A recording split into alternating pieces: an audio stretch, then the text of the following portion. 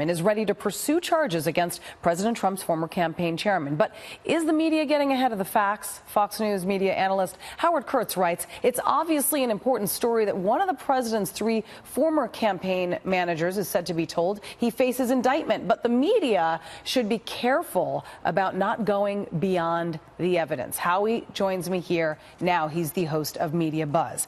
Okay, the timing of these leaks are important. We must make mention of. Just as Robert Mueller is ratcheting up his investigation of Paul Manafort, all of a sudden, poof, all these leaks are coming out. And by whom? Left-leaning media. No coincidence here. Well, the stories in CNN and the New York Times each appear within an hour. Suddenly we're learning new details of the raid on Manafort's home. We're learning that he was told he could be indicted. We're learning about the wiretapping, which has sparked so much media speculation. And yes, it's a very important story, but hold on.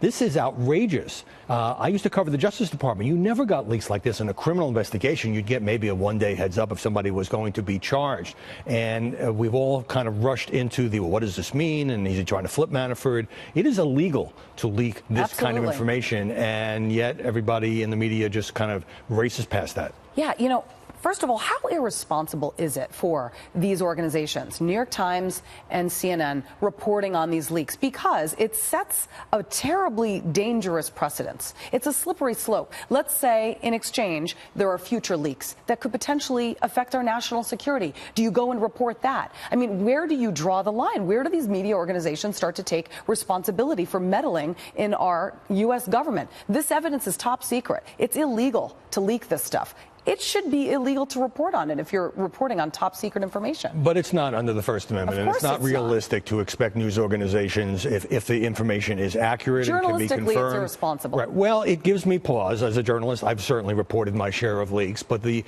original sin here comes from the people, and I don't think in most cases this is Manafort's team putting this out, because clearly this is intended to create a drumbeat, ratchet up the pressure on Manafort. And the speculation part, Julie, has to do with there's so much we don't know, and yet there is, well, does this vindicate Donald Trump's original claim about him having been wiretapped, ordered by Barack Obama? We don't know because, A, we don't know whether the president's voice was picked up on these wiretaps.